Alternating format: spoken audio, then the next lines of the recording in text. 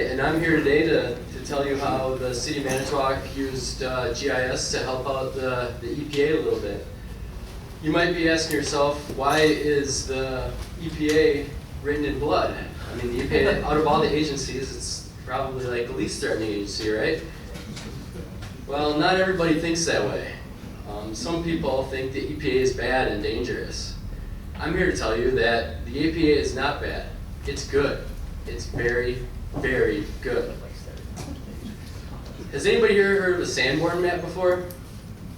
Okay, very good, good, more than I thought. Sanborn maps are like hipster aerial maps. They did the bird's eye view thing before satellites were cool and airplanes were cool. They just kind of guessed. But they were surprisingly very accurate with their detailed view of the city, watch out, from above. Thank you. And as you can see here, it just has a detailed aerial view of all the buildings, and this is from the City of Manitowoc.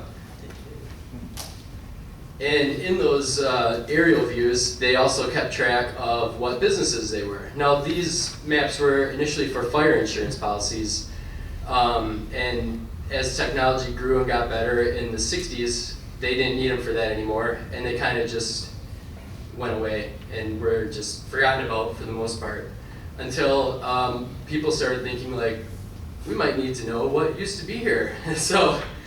So they started finding these Sanborn maps and gathering them. You can get them at the public libraries for the most part. We just had ours, luckily enough, was at City Hall, and we just were able to find them. We used the funds from, so we got some grant funds from the EPA to help us digitize these maps and put them online, because there's a lot of brownfields in Manitowoc and Wisconsin in general. And they use these maps to help complete Phase 1 and Phase 2 inspections on brownfield sites. What they're looking for is laundromats, tanneries, some old uses where people before didn't really consider the environment too much. And what this does is help with a lot of the liability issues when people, when people are acquiring new buildings. And it's pretty expensive to complete one of the Phase 1s. I don't know how to get that.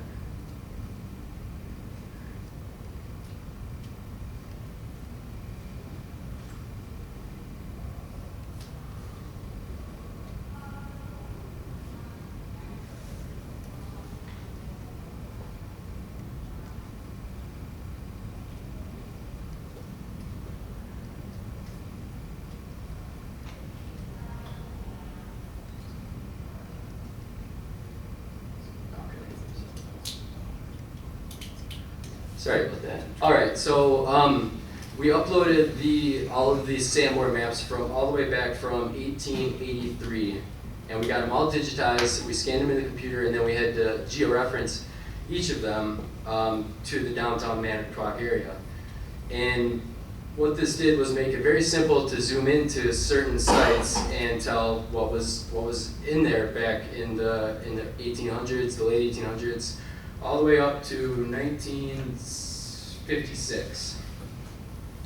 So I created these web apps so that our consultant can easily go in there and zoom around, and he didn't have to flip through every binder that we had of the Sanborn maps to go ahead and locate the previous uses and help identify some of the sources for the pollution.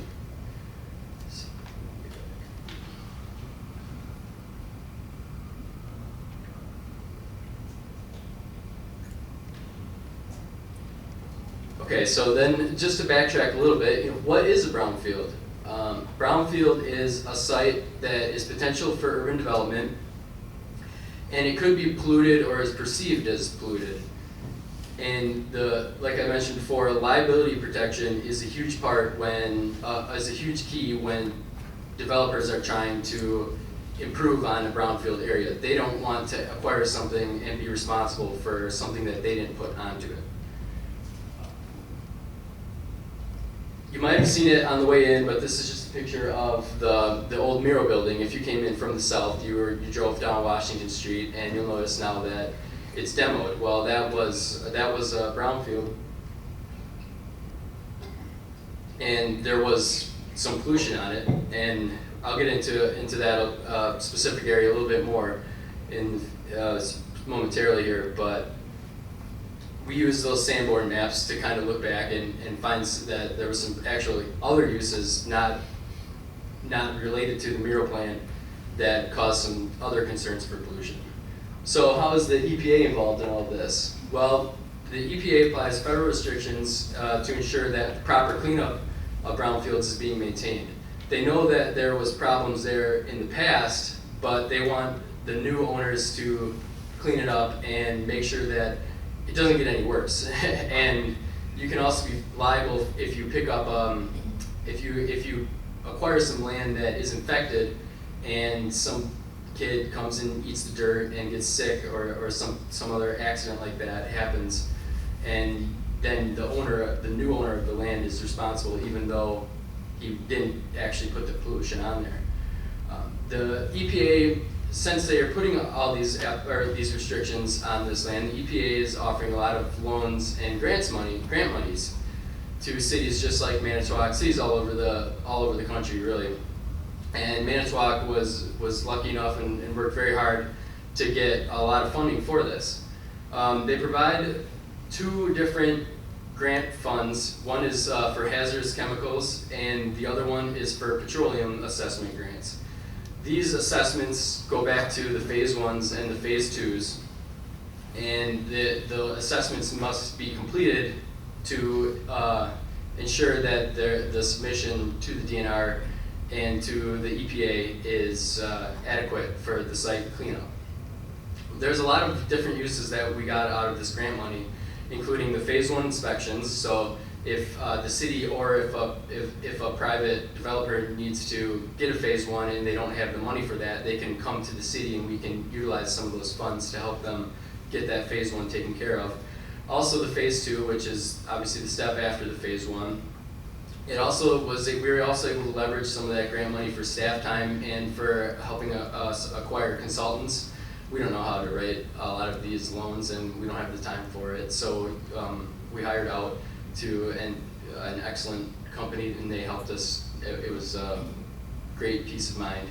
It also helps with community outreach. You can use the grant monies to let people in the community know what's going on as well and let them know what grounds are contaminated and what might not be. And for technological resources as well. We were able to leverage that money to help us get a GIS server that we were able to upload the Sanborn Maps onto, and now we can host them all online and get the apps out to whoever we may please. We've thought about making it public, making the Sanborns public on our city website and getting them out to citizens, but it's kind of a line where you can't go back once it's out there. Theoretically, anybody could come in and check them out, but we don't know how readily we want them to be available yet. People then would be knocking on our door and saying, there was a laundromat here in the 40s, am I going to get sick or something? So, and then the revolving loan funds are mainly for site cleanup, and that is $1 million pot, and that can be used for if there is anything found on the grounds. The site cleanup is obviously expensive, and so people the private developers and the city can use those funds to help clean it up.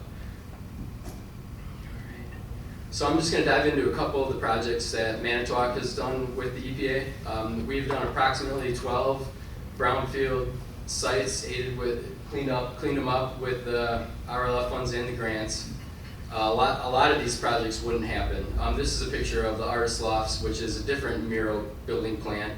Instead of demolishing this one, we were able to leverage these funds to help them revitalize this plant that is, in this picture, not looking the best, and now it's a living quarters. So they were able to preserve a lot of the history of the plant, and now people are living there and it's making money for the city.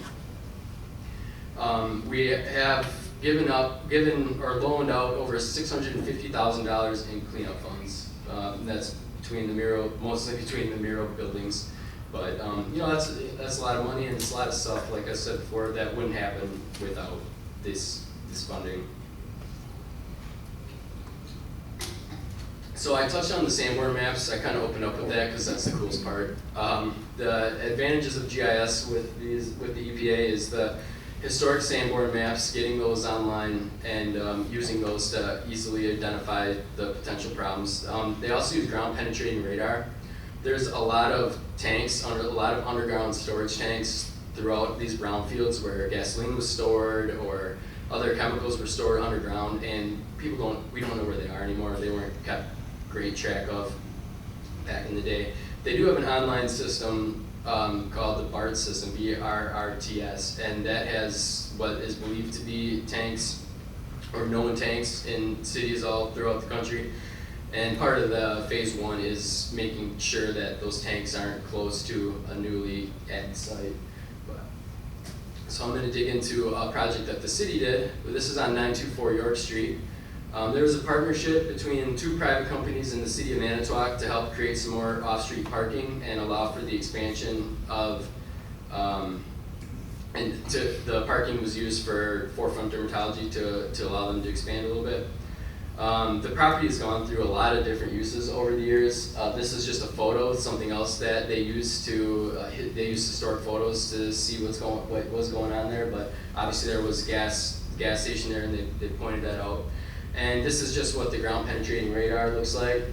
Kind of a funny story with this one. My coworker Paul and I, we were really curious about this ground penetrating radar. So we went over there, and right when the fellow was right about here, we started talking to him, and he kind of flipped over the machine and was like, yeah, this is how it works. Well, lo and behold, 2 or 3 weeks later, we get a call that says that they missed one with the ground penetrating radar, and it was just in this exact spot that we had walked up over to go and see how the ground penetrating radar works. We're not going to take full responsibility, but we might have maybe caused a distraction that could have set them back just a little bit. But yeah, there were 4 separate tanks on here, and there was another one up here after they got the building down that they were able to locate as well. And they dig them up and they get them out of there safely. That's part of the site cleanup. So, AutoWorks is currently it's a car repair shop. This is my first assessment project that I kind of took on. I was kind of the liaison with a prospective buyer. He approached the city because he was finishing a land contract on the property.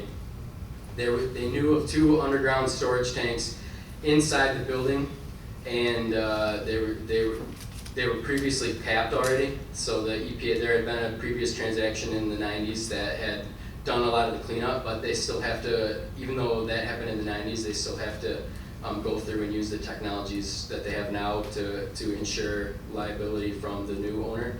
And so I'm going to try this out again. It should hopefully take me less time, but let's see. So for this, I created a really cool app, and this is actually something I learned how to do at WLIA, which is just a comparison app. So I picked 4 of the Sanborn Maps from our server, and I had them all uploaded. And this way you can go, the 83 is not very helpful for AutoWorks, but this way you can drag and just zoom all of them in right onto the area that the AutoWorks was. So really, for this one, I didn't pick the right Sanborn Maps because they don't go out. Oh, there we go. Okay. Sometimes the server it takes a minute to get kicked in. So you can compare the uses of the land over the years, and our consultant thought that this was pretty cool. It just made things a lot easier, and you can customize it. I'm going to run through really quick how to make the app a comparison app. So like I said, I learned this at WLIA last year, but you just go into the gallery here, and you have to click on the Esri's featured content, and then from there you have to, this is another cool one, the Spyglass or the Map Swipe, but I like the comparison app the most. So you find the app that you want to use, and you click on the details here.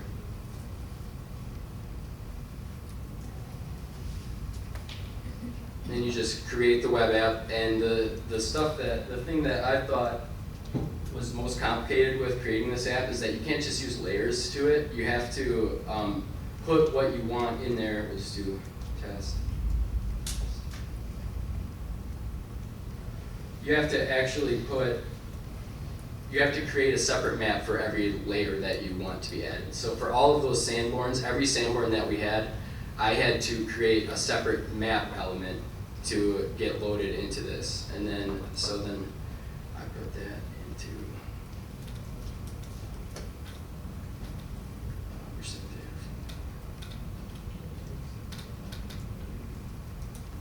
so we'll just say, so you have to, in this process is what I was just alluding to, you have to select the maps that you want to add, and I haven't tried anything more than 4 because it would get really convoluted, but so I'm not sure if you can do more than 4 or not, but I'm just picking 3 completely random maps.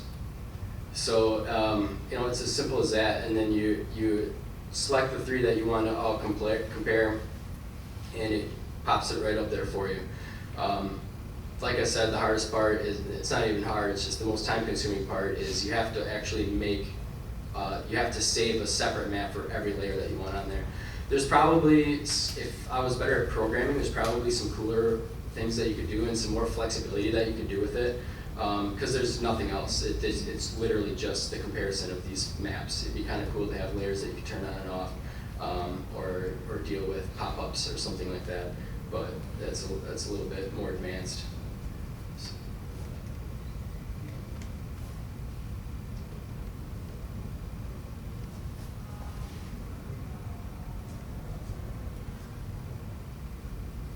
So ultimately, we were able to help out AutoWorks, and that project actually closed this summer. So that was a great success. And then the Miro building, the most famous one, and kind of a catalyst for the EPA. They love when you can have a really big project that gets their name out there.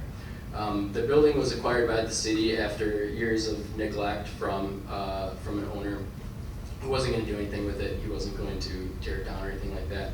So we were able to use these the EPA funds to help ourselves, which obviously I'm sure any city would be interested in.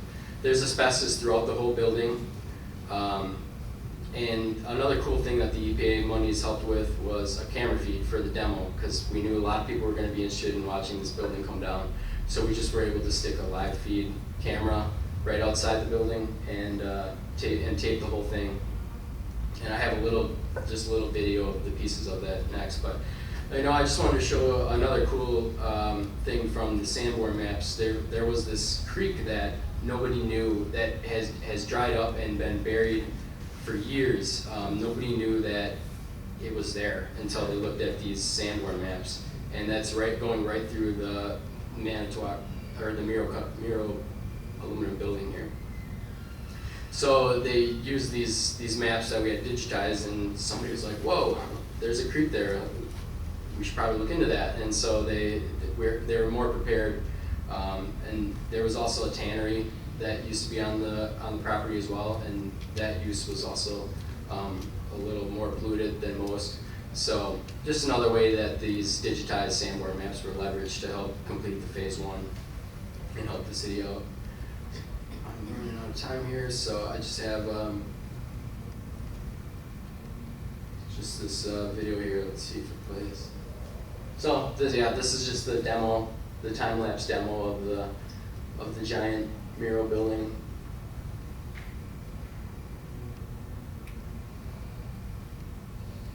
And I think it's safe to say that without the EPA's help, that this building would still be standing and still be kind of an eyesore for the city. Now we have the opportunity to develop it and create something cool.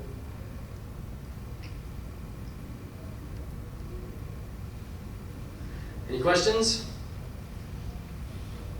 Adam? How challenging was it to digitize the Sanborn maps? I know the few times I've tried that, because they're not as accurately measured as other maps.